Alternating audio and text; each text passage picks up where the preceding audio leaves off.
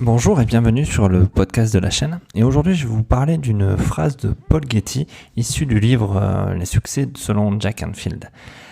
L'individu qui veut atteindre le sommet en affaires doit apprécier à sa juste valeur la puissance et la force de l'habitude. Il doit rapidement rompre avec les automatismes qui peuvent l'anéantir et se hâter d'adopter le comportement qui l'aideront à atteindre le succès qu'il convoite. Pour cela, Jack Canfield nous conseille de cultiver 4 nouvelles habitudes de succès chaque année.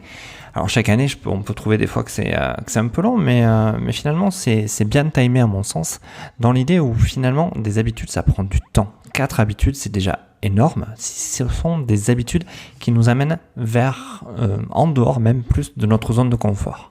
Ces habitudes peuvent être simples. Imaginons que dans votre vie, vous lisez, ou juste sous vos yeux, vous n'avez que des magazines qui sont des magazines People ou des magazines dits classiques de la vie courante qui n'apportent quelque part aucune valeur.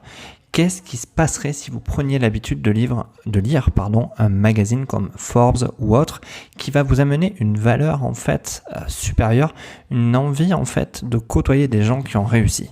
Cette habitude finalement, par exemple, sur les 4 qu'il faudrait cultiver dans une année, va vous permettre de changer en fait votre vision des choses qui vous entourent. Je ne sais pas si on prend un magazine quelconque, on va y trouver des publicités locales, des publicités pour des produits pas chers, mais si par exemple vous prenez l'habitude de lire un magazine comme Forbes, vous allez avoir des publicités avec de la forte valeur ajoutée. On va parler de quartiers, de produits haut de gamme. Vous allez lire l'histoire des gens qui ont réussi avec leurs difficultés, avec tout ce qu'ils ont dû traverser. Et finalement, cette lecture va vous nourrir dans un point positif. Elle va vous inciter à aller plus loin et surtout vous habituer à ce que ce style de vie soit une normalité. Et vos habitudes doivent vous permettre d'ancrer ce changement. Le changement, en fait, de votre mentalité au niveau de ce qui vous entoure. Si vous êtes habitué à vivre dans un milieu, on va dire, modeste, et il n'y a aucun mal à ça. Si vous voulez accéder à un autre milieu, il va falloir vous habituer à ce milieu-là. Il va falloir, par des habitudes que vous allez ancrer tout au long de l'année, côtoyer des gens qui ont une réussite, lire des livres de gens qui ont réussi, plutôt que simplement lire, on va dire, la misère du monde et de ce qui vous entoure. Donc ces habitudes vont vous permettre de vous élever. Alors, pour être clair, ça se fait pas en 2 temps, 3 mouvements, ça va vous demander un peu de temps, mais ça sera surtout plus bénéfique pour vous de lire ce genre de livres ou de magazines.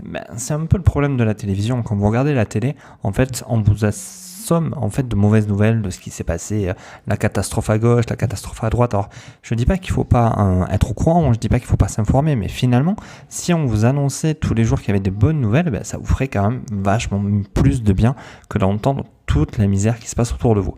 Et plus vous êtes nourri de choses positives, plus vous avez envie d'aller plus loin. Et c'est en ça où je pense que les 4 habitudes qu'il faut changer, ce sont les habitudes qui nous entourent directement. Nous diriger vers quelque chose de plus haut, de plus puissant pour pouvoir aller plus loin. Donc, n'hésitez pas à voir les habitudes que vous avez qui sont néfastes pour vous et à les changer en habitudes positives qui vont vous permettre d'atteindre un but supérieur.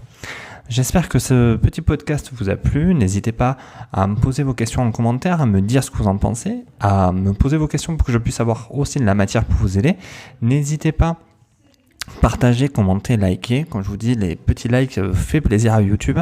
Et sur ce, je vous remercie et je vous dis à bientôt.